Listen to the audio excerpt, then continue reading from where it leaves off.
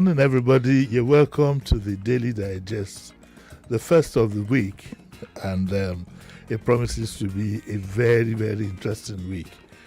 Tomorrow is Wednesday. We are going to have a slightly different and modified version of what we normally call the Ebomi. For strategic reasons, really. It's just that when you've done something for about 4 or 5 years, you tend to want to change it around. So that is going to happen tomorrow. And on Thursday, I'm hoping I will get a lawyer to give us various perspectives as to this recent saga in the aviation industry. We'll look at everything in total, both Kwamwon's story and that of the Ibom passenger.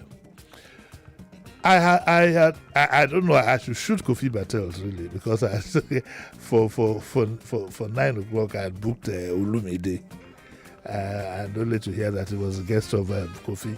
But Kofi's program or not, I'm still going to talk to Olumide Uwayo. And when we take our break, I'll then be talking to Captain Blade. So you want to sit back and hear the story. I want to ask Mr. Odwai. So if I repeat some questions, please pardon me, bear with me, because I didn't listen to himself and Kofi. I got to know of it at the last minute. So is Olumide on the line? Yes, I think it should. That yellow thing might be him. Hello, morning, Olumide. What kind of cheating is this? You went and spoke to. Anyway, how are you? It's good to have you. I'm on air. I'm on air already. You want to overbook me? Yes, you can speak. Yes. Okay. You can't speak. You can't speak. You're on air. Okay. Later. Hold on. Hello. Yes. But what did you want to tell me? I was on AIT this morning. Yes. When they called me, I didn't even know it was the same station. It was after I finished talking. Yes. But there's someone that called me that was said, I wish a station around the money. It's 9 o'clock now. What do you know? You're getting popular. Anyway, let's get down to our own story. I'll talk later. No, we are talking now already. We are on air. Okay.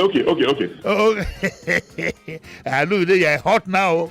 I applied to be your manager. Okay. No, you're my God. You're the right. That's the first thing I need. That's the first thing I need. Okay, so Olumide, very quickly, I think the situation is fairly well known. The circumstances. Correct me if I'm wrong. The lady felt offended about being told to switch off her phone, and then on getting to Lagos, we had this circumstance that we had. But there are a few things that bother me. The first, unfortunately, I'm starting from bottom to top because I don't know if Kofi covered that. Is this idea of the minister always jumping into every situation? I have directed this and I have directed that. In aviation circles, what exactly should be the role of a minister in situations like this, where you have professional body set up by law to handle these things? Because when the minister keeps saying I've directed this and I've directed that, I believe that you are virtually undermining the authority of the those who head these aviation bodies.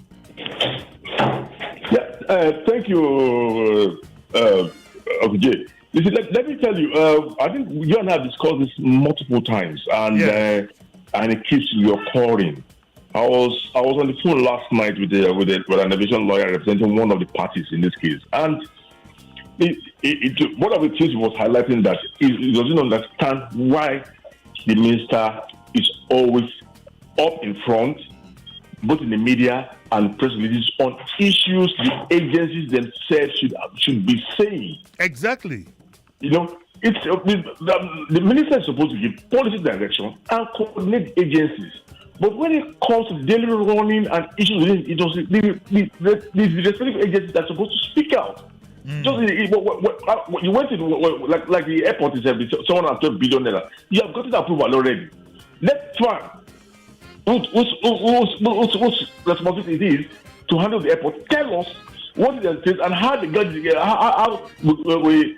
that 112 billion. That didn't happen. It was the minister we saw all over the place defending it. Again, the last one said, I have directed the NCAA. That is that's what people do. Those were especially on safety-related issues. The last one was had to do with COM1 too. And instead of there's good moves to at least allow to stop this unwillingness of very special people or VIPs. But then we want the agencies to lead the process. Let the minister be at the back and continue to formulate policy. But I understand what's going on. We're coming to the political era. Everybody wants to see that everything's under my control. I'm in charge. So I think it's just his personality.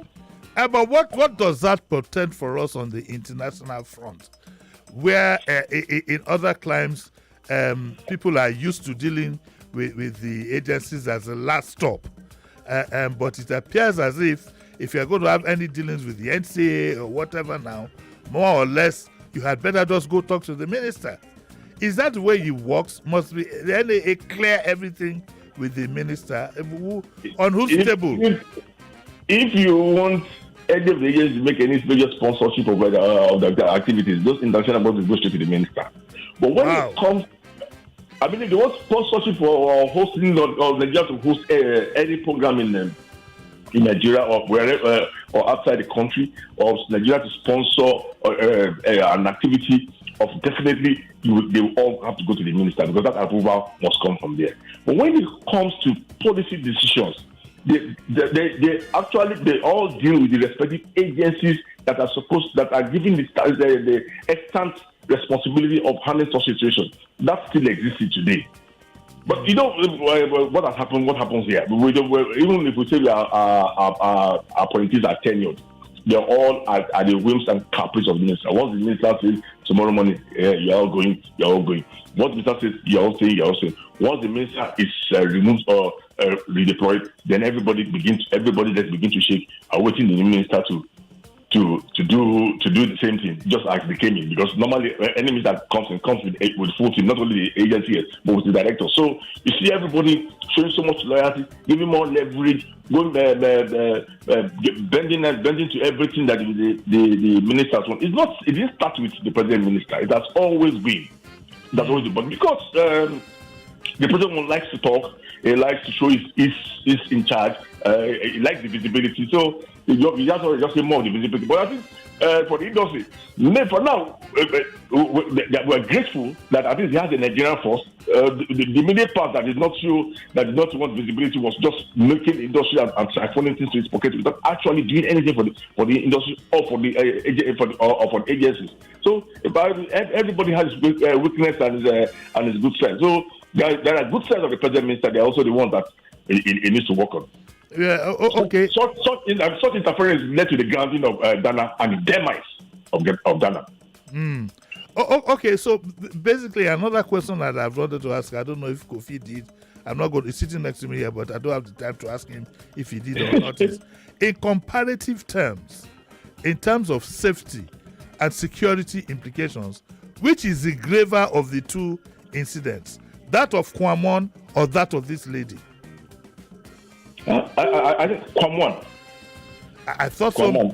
But how come that we are still waiting for the advice of the Attorney General, and it's the same agency that is in charge of these two cases? In one hand, you say, "Oh, you are waiting for the advice of the Attorney General." In the other hand, you are quick to take this lady to court, and you banned her for life. Where is the equity in that? What's your view? The law is an art. Is that not what they say? Yes. And that all fingers are not equal. None of the other already passengers in the past have had it as embarrassing and as quick implementation like what has happened to Miss Comfort. I don't know whether it's Miss Comfort Emerson now or Miss Comfort Bob, because it is Miss Comfort Bob that's on the charge, and Miss Comfort Emerson is the name of the passenger. So if we are not getting it right at which name is appropriate, then maybe the law might not even catch the appropriate person at the end of the day. But you see, they are both grievous. What happened with the lady that as of today, we don't have a clear cut situation of what transpired in that aircraft. We have not heard our own side of the story. But if it was because of the switching off of the phone, was it in Uyo when we were about to take off, or landing, or when they were about to land in Lagos? But if it was in Uyo when they were about to take off, then that aircraft shouldn't have departed Uyo. The aircraft have turned back to the parking bay and have her removed from that flight. Well, a very quick one. How do you remove a passenger that is causing a problem? Surely, undressing a passenger and dragging her on the floor isn't one of the options. How could it have been done? This is the option. This is the option. I think before the crew. Part Annex 17. I cover Annex 17 and Nigerian Aviation Regulation Part 17. The aircraft safety and security rests solely on the pilot and his crew, and every effort must be made to restrain or hold any unrelated passenger pending the arrival of the aviation security officials. Now, if you look at yesterday's scenario, I heard the pilot called for aviation security to proceed towards the aircraft. That they came late, just like it happened. Quam 1 issue. It happened again in Quam 2. The arrival of the airport security wasn't quick enough. Again, it might not even be that. We don't even hear from them. At what time did the pilot call to determine if it was really late? At what time did the pilot call? Again, this lady, if the issue was because of not complying with the regulation, then that call would have been made as they were landing. As they were landed, the pilots that made that call to security. So as they were parking and about opening the door, the security should have been at the door to pick the passenger. Once everybody else is seated. While everybody is seated. If it's a passenger that will cause some sin and might be strong, then they might have to restrain and hold the passengers until when all passengers have disembarked before taking the passenger out. You see, one thing is, there's one thing, Uncle J, if you are seated in your seat, you are fastening your seat belt, and only passenger that is being taken out on the way out hits your head, it is the responsibility of the airline. They will pay for you, you will pay for them, and whatever compensation you are taking for. If you're on your seat, and only passenger does not wait for a passenger who does not wait for the aircraft to come to standstill before opening the aircraft to remove the bag, and the bag drops from that state during that process and drops on you, it's the airline's responsibility to take care of you and take compensation. If that's the only passenger that got up before the aircraft comes to his final stop, on his way to pick his bag or do whatever he wants to do, and he slips and falls on his way down, he kicks your leg, or kicks the aesthetic any passenger and causes an injury, it's the airline responsibility. So that is why it's not only the one that fight that's unruly. Either that do not comply with the law are also unruly. Now, going back to the scenario, if this lady, if it was the call that was the reason for the arrest immediately, then they would have called on landing, and the security would have been at the foot of the aircraft waiting before they open the door. And the company and those options that the options I analyzed before, whether you take the only passenger out before passengers are back, or hold the passenger, restrain the passenger, or when other passengers are out of car, then you cannot take the passenger out. I did not like that scene I saw yesterday with the cabin crew holding the door and the lady behind. Suppose the lady had gone back and used the Agbo style and hit that lady. Both of them would have fallen out of the aircraft and with injuries. Okay, finally, just before you go, Quam 1 has tendered an apology. I'm not going. Okay, you're not going anywhere. Okay. But finally, before I let you go, Quam 1 has tendered an apology. In aviation rules, does that help does that mean he will not be prosecuted if his apology is accepted, even though there is a video that came out and supposedly said it carried a bit of a veiled threat to Shoname, the owner of Value Jet. A veiled, I use the word carefully, a veiled threat. And so what are your feelings on that?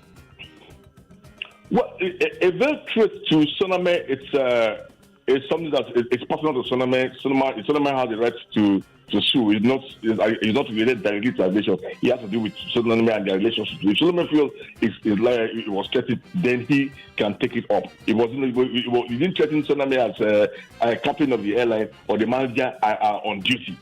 Yes. He treats Shoname as a friend or owner who has a relationship with.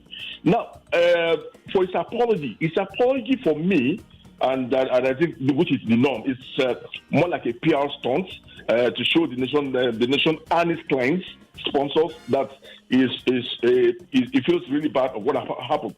But the process should not stop. Okay.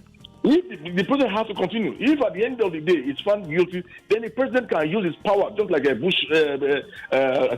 Trump and the Sleepy Joe did towards the end of the thing, that they were just giving pardon to everybody that comes to any paper that was brought to the table. They were just giving pardon. So the president also give pardon towards the election. I said, okay, he has pardoned. But I don't think the process should stop with that apology, because that what he did was the first, and you are going to encourage other copycats. So we must start to make lessons of unruly passengers and ensure we comply. You know, something close to happen yesterday in Kano.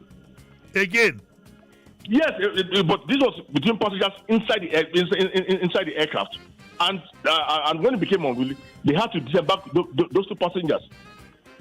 Wow! They had to call in the airport security in Kano to take the passengers out of the aircraft, and that was done. So I think maybe by this morning, it depends. You see, it's not all that goes to prosecution. It's not all that leads to embarrassment, like the one that happened. That happened with Quam too. The one yesterday. Now those passengers came out. Even by then the social security, they knew they had misbehaved and began to plead and every other thing. And you see, once the airline, the airport authority, it's within their power to know whether to proceed with prosecution or to just let it go. And I think that's what happened. Those passengers, I think this morning they will have to buy another ticket and fly back. And I'm sure what they've seen that happened to Quam too, they will know that they were lucky to get that slap on the wrist. But for this lady, there's this problem of always introducing ethnicity to everything that happens. Yes. Irrespective of what the coup has done to her, her behavior was not good enough. It was horrible anger and temper. Now, look at the charge now. The charge is not only fighting with the flight crew, it involves fighting, assaulting the crew, assaulting the ground staff, destroying properties of the vehicle, that was the property inside the vehicle, also attempting to use safety equipment on board to injure passengers. So she went overboard. Whatever would have angered her, I didn't expect her to get that level. And in the anger, I was surprised when she was only asking, "Where's my phone? Where's my hair?" Okay, Lumide, we have to go. Unfortunately, I can't ask you about the video. I'm sure you have seen, but I will ask you that in private. We'll take a short break and we'll be right back.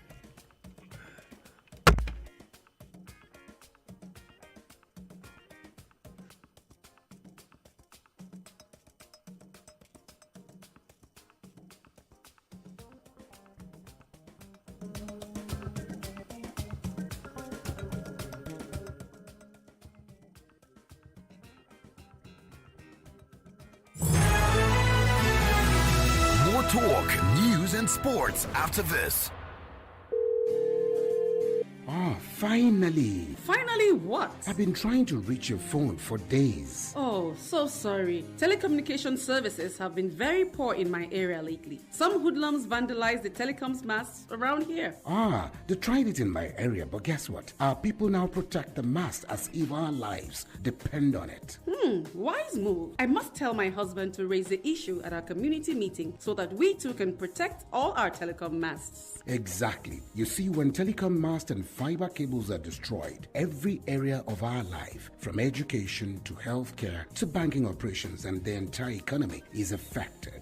Vandalizing telecommunications infrastructure harms everyone. Dial 622 from any network or send an email to protect@ncc.gov.ng to report suspected cases of vandalism. This message is brought to you by mobile network operators and towercos in collaboration with the Nigerian Communications Commission. Imagine that your car engines are running smoothly. Plus, you get instant cash or airtime rewards for that. You don't have to imagine any further in the AP Lubricants Instant Rewards promo, where everybody is a winner. From the 1st of August to December 31st, 2025, buy Visco 2000, Super Visco Static, HD40, or any other AP Lubricants grade and get 200 naira for 1 liter, 400 naira for 4 liters, and 1,000 naira for 25 liters. Just like that. No delays, no stress, instant cash out. So hurry now. Visit any AP filling station or accredited seller near you to get your AP lubricants and come out a winner. Terms and conditions apply. AP Lubricants, engineered for excellent engine performance. I'm in love. Sonia tomato mix, stand up. Is it to open? Is it to squeeze? Is it to scoop? And is it to stir? Sonia tomato mix in a new stand-up pouch. Little body, big moves. Little brain, big learning. Your little child is eager to do big things. Every sachet of Cerelac Junior comes with the nutrition they need: natural grains, protein, and iron to support their physical growth, learning, and development. So you can fully enjoy your little one's big moments of growth. For every Naija man, woman, pikin, and the future wey we dey hustle for, two strong names don finally jam. Na confidence bind us together. Dis na Naija wey everyday dey show you say better fit happen. As you dey hustle, dey push, and dey try to make life better, you suppose waka with strong mind. But make we yarn as e be, confidence pass hope. E mean say no matter your waka, no matter who you be, you get who dey your back. Dem go stand for your matter, hold ground, make you no fall. Sanlam Alliance sabi say confidence no be for only people wey get levels. E belong to everybody wey dey try. Na why we join hand. Two strong bodies don turn one heartbeat to give you the main protection wey go follow you for this life journey. Whether na for business, family, or for your daily bread, we dey your side. As we don jam, we go fit protect you pass before. They do more together and they carry each other, they go front. Sanlam plus Alliance don't be one name. Sanlam Alliance. Make una waka your life with confidence. Hey, rewards don't land. When I buy airtime and data on any network, I get up to 10% cash back. I pay my NEPA, DSTV, or StarTimes Uncle. 3% cash back. Now so, Smart Cash back, don't get reloaded. And they load my wallet. Hey, it's the Smart Cash back reloaded. Top up airtime or data on any network and get up to 10% cash back, or pay your electricity or cable TV bill and get 3% cash back sharply. Only on Smart Cash. No door yourself. Download the Smart Cash app or dial *939# to start today. Terms and conditions, Deja. What you're about to taste is so hot, it's got basket mouth singing. Mini Ninja Pepe flavor. Yeah. Mini Ninja Pepe flavor. Chris. Heat.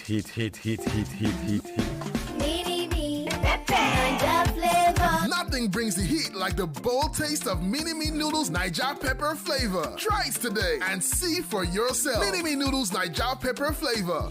Slurp it like it's hot. What can you do in just 2 minutes? Brush your teeth, get dressed, or warm up your food. In 2 minutes, you can also buy your motor insurance with Leadway Assurance. No queues, no stress, just 2 minutes and you are set. Visit auto.leadway.com today. Leadway Assurance, ensuring happiness since 1970. No be party jollof this same. Abeg, make nothing hungry you again today. I am pregnant wife they follow talk so. Neighbor, abeg. Abeg, neighbor, just one spoon. No wahala. Chef, what can be your secret? Now, Mr. Chef Seasoning Powder. Mr. Chef Seasoning Powder gets spicy stew, goat meat, fried rice, and roasted beef from great aroma to great taste. Elevate every meal with Mr. Chef Seasoning Powder. Chef. We're back. We're back. We're back. We're back. We are back. We're back on 99.3 Nigeria Info.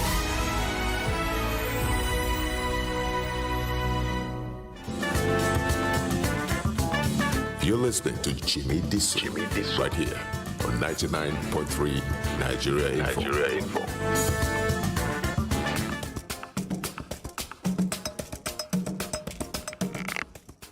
Okay, so you're right back to the Daily Digest with Jimi Disu. Remember, I said tomorrow we are going to have a different, slightly different form of our Wednesday program on the Daily Digest.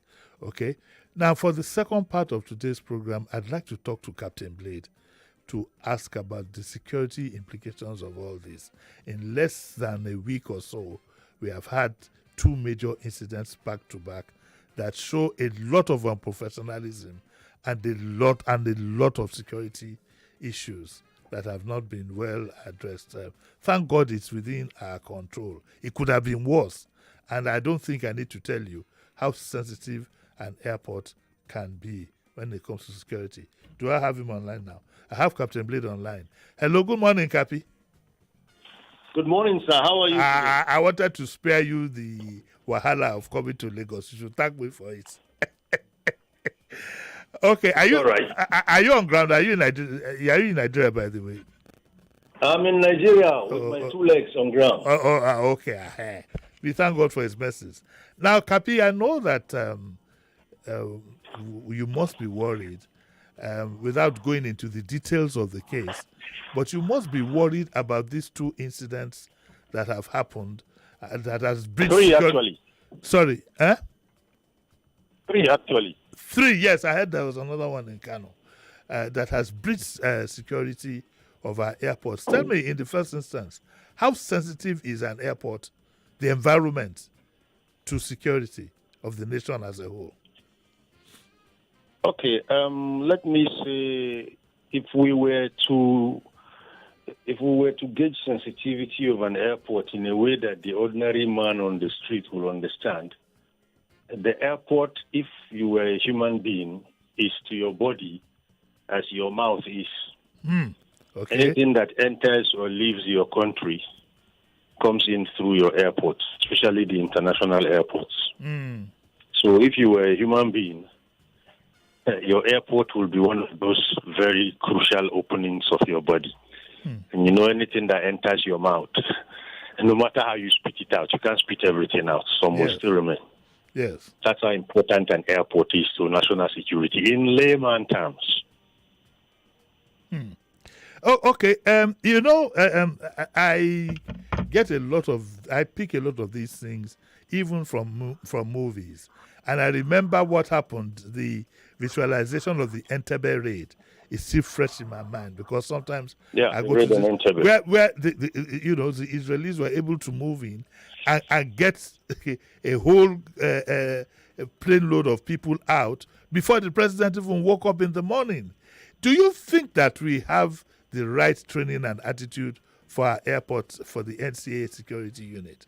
Do you think that they're well trained? No, sir. Let me help you, Uncle Jimmy. Let me put it to you succinctly. Yes. What happened in those three events, which we've now called, or we've now dubbed Quam 1, 2, and 3, is a very unfortunate rendition of what is possible in our airports. So look at it this way.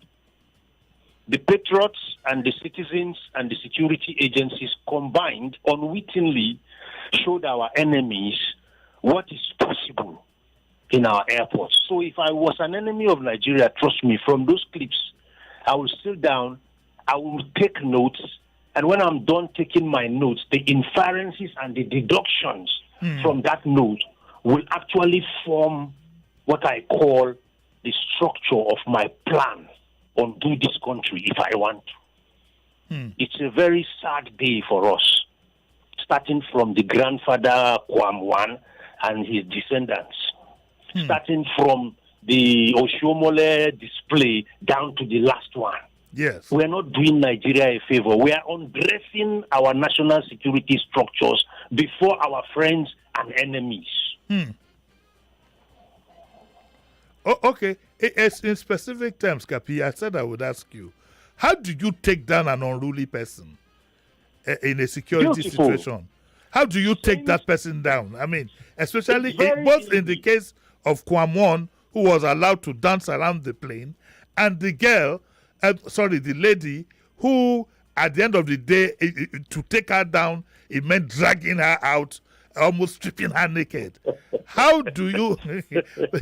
I would have thought, I've watched enough movies to know that, a trained force, a trained personnel will take her down on the spot and handcuff her before she's moved out. He wouldn't have even gotten to that. Uncle Jimmy, don't forget that these people were airborne and they came down. Yes. We should be glad that she did something that would have condemned the entire crew from 3,000 feet up there to the ground. Okay? She was using the fire extinguisher to hit this and that. Let's be glad they were able to land. Because I know somewhere in aviation rules, they say a pilot is not obliged to take an aircraft off the ground, but is obliged to land it safely. Yes. So let's thank God they landed. But here's the thing. There are solutions which, as I told you, it was a perfect rendition of our capabilities and our non-capabilities. There are perfect examples. Let me give you one. I once worked with a client whose father couldn't stand being airborne. He just can't be airborne. He becomes restless, something similar to claustrophobia. He had to be medically evacuated. So what happened? To get him into that air ambulance and fly him to his whatever medication safely, we had to sedate him. They called me in and I told them, you know what? We're going to sedate him. He's just going to open his eyes in the hospital out there, but he wouldn't know even whether he went on air or he went on the ground. That is one. After sedation, if you feel, let me give you another example. If you look at our foreign airports, you will see some people being deported and they have to be placed in a straitjacket. Yes. A straitjacket is simple. Even a pillowcase, just open the other end and wear it yourself. You are already in a straitjacket. That constrains you because once you cannot bend your elbows, you cannot use your hands. They stay right by your side. That's the second way of doing it. For people who are even extra violent like that little girl was, I call her a little girl because honestly speaking, if I was there, I would have tased her. Yeah. There is a device. You just touch her with it, and she will go into peaceful sleep. And you get off the aircraft. Yes. Clearly speaking, our airports, our airlines, the security agencies there don't have these things. And there was a perfect rendition of what I want to call their deficits, those clips, where you were dragging a woman to the extent that you dragged her and had to expose her cleavages. Yes. That's crude. And as I told you, our enemies are taking notes. And the inferences and deductions from that notes will perfectly fit into the structures of a plan to do whatever they want to do tomorrow. The ISWAPs of this world, the ICs of this world. So citizens, security agencies, government agencies alike unwittingly collaborated to do what I want to call content for our enemies. Content. That's what we did. You remember the one that went to the airport and tore our international passport? You remember? Yes. She was unwittingly writing a story for our enemies to feed fat on. And the day they decide to strike, any of her loved ones could be victims. So given the circumstances, what do you suggest we do? Do we retrain the airport security, or do we deploy, giving our own a special squad from the military to be on standby, or the police, as it were, very well trained to handle such things? Like you said, she could have been tased, she could have been restrained on the spot, get her two hands together, handcuff her. Because I've seen handcuffs work before. One time we went to, people won't believe this story, I joined the police in apprehending an armed robber in Oshodi. And so I've seen, myself and Kola Clay, my lawyer friend, we've seen the effect of handcuffing. That experience was not lost on me. The man went from being a tiger, he became a kitten, a pussycat. Do we need to do something? Do we need to do something very quickly? Very, very quickly. Of course. I tell you, the fastest way to train our agencies and our parastatals is one blunder, one chieftain. This minister should not waste his time trying to window dress everything. Just send somebody home. And before you send him home, he can give the other people below him congratulatory certificates and shake hands with them. If you cannot perform, you have no business being in such sensitive places. So, but very quickly tell me, so what is the role of the airport commandant in all these things? I know it hasn't gotten to that, but especially in the case of Kwamwon, where he physically stood in front of a moving plane. I mean, he could have done anything. In every airport, there is an airport commandant. Yes. That shows you how sensitive that place is. Yes. And our airport commandants should have their intelligence units up and doing. Having said that for the airport commandant, I will also want to sound a warning that intelligence is useless where the operative is not intelligent. There's too much redundancy and lethargy in our intelligence parastatals. They don't like to hear this, but I will continue to say it. And with time, just like this past Kwam 1, 2, and 3 incidents, the things we say come out live, dancing naked in the afternoon for everybody to see. They either listen or their ears will get to see what their eyes will get to see what their ears won't heed. If you want to wake Nigeria up quickly, we do not pat some people on the wrist and slam hammers on some. You have to start shooting down elephants. That's simple. Or else the rats and rabbits will aspire to become elephants. And that's what you saw with that young girl. A minister did it. Now a popular musician has done it. Now a content creator too wants to do it, and you are taking her to maximum what? You don't set examples like that. Instead, you create outrage like that. If Kwam 1 had been handled decisively, you would have seen a resetting across board. Yes. That was an opportunity lost to make a statement. Well, I was just going to ask you, in terms of equity, which is the heavier of the two? Which was the most dangerous of the two scenarios? The Kwam 1 or the ladies one, the girls one? Let me answer you quickly, sir. Yes. How do you stop an aircraft with your two hands? You have to be on something. Yes. To date, I'm yet to hear that. I mean, they're claiming he was carrying water. Some say it was not water, it was alcohol. The shirt that he spilled it on. Nigeria, we don't have forensics. If not, you can take that shirt off the person and you will know what actually spilled from that bottle. Yes, yes. Some of it spilled on the ground there. Forensics can tell you. Other than that, we don't even have balloons at the airport where he could have blown into. And once you blow into that balloon, it will tell you whether you've consumed alcohol or not. Then the another question, how did he pass from the first security protocol sections up to the entrance of the aircraft holding that thing? I am a frequent flyer, and I know the protocols involved. The protocols are such that sometimes you have to take off your belt and probably hold your trousers. Yes, it has happened to me before. So exactly. I have to hold my trousers. With all the scanners on the ground, I take off my belt. One day, probably, I'll have to take off my trousers too. Yes. But here is somebody who held a flask, even bottled water. I was at the airport one day and I had to raise my voice at them when a woman couldn't take baby food for her baby on board with us because she's an ordinary person. Madam, you can't go with baby food. And the woman was like, if I cannot go into the departure with my baby food and onto the aircraft, how do I sustain the baby while we are on it? But you should have used a smaller container. That's the law. Use a smaller container.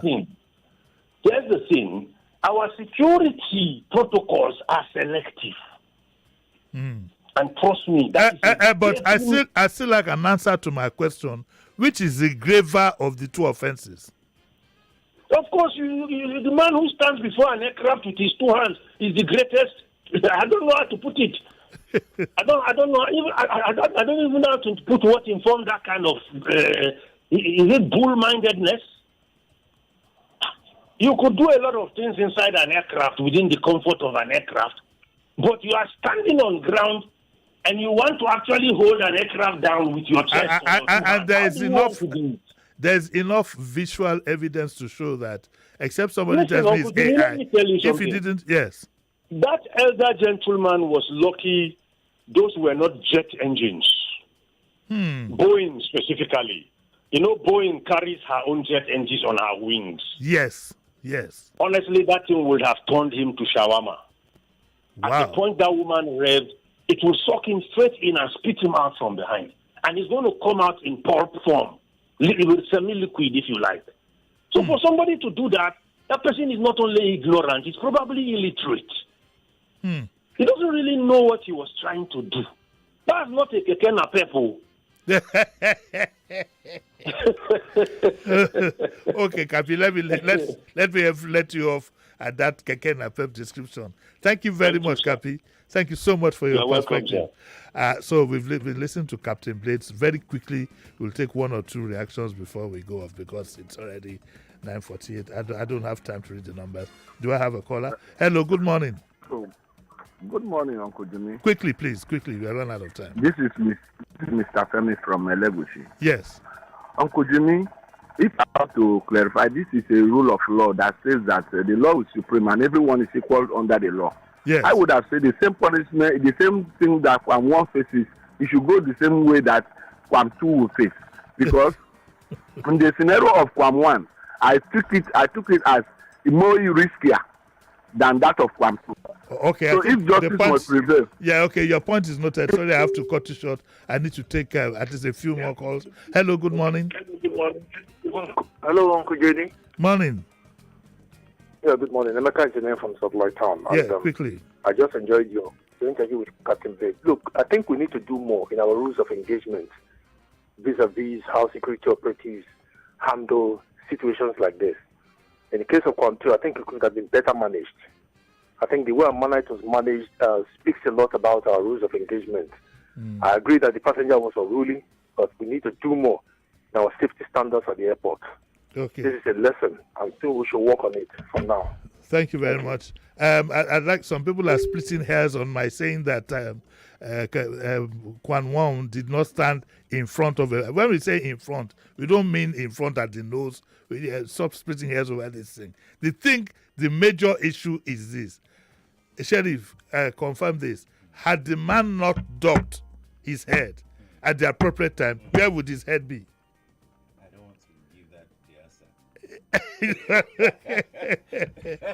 So I don't want to give the answer. So Kwamom supporters, there's no excuse you can manufacture for all this. The man has apologized, though after the apology came the veiled threat.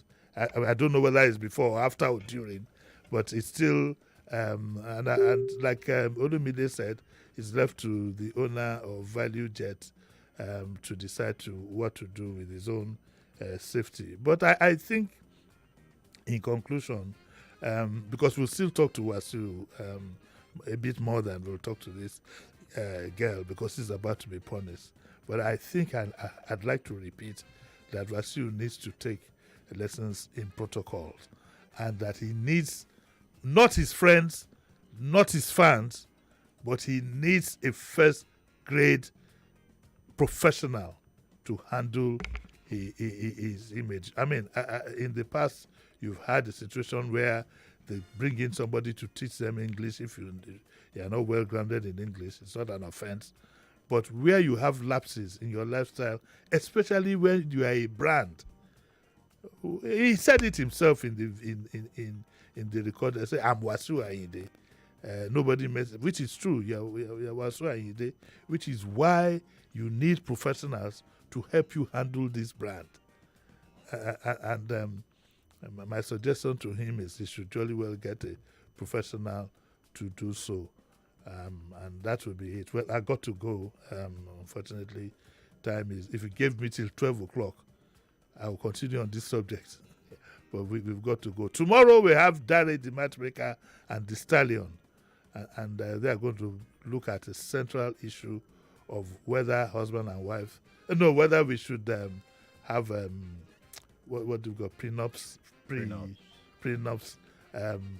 system in our own level, whether before you get married, okay, prenups is before you get married, you and the woman now go sign agreement, say this is what we'll do. So if you're a rich man, for example, say, okay, I'm getting married to you, but if you are going to divorce, you cannot touch this one, you cannot touch that one, you cannot claim this and you cannot claim that. Marry me for love or leave me alone. That is what we are going to be talking about tomorrow. I'd like to thank you all for listening. I'd like to thank Sheriff, I'd like to thank Kofi Battles too for stepping in at the appropriate time in my time of trouble. All of you stay blessed. Coming up next is What's Up Lagos, so don't go away.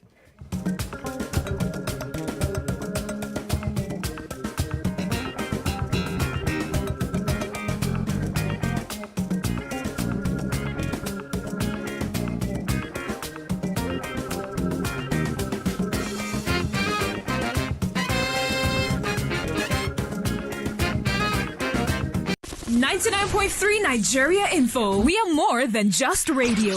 Subscribe to our YouTube channel at Nigeria Info FM. Check us out on Facebook at Nigeria Info 99.3. Follow us on Twitter at Nigeria Info FM and on Instagram at Nigeria Info FM Lagos for live updates as it happens. 99.3 Nigeria Info. Let's talk.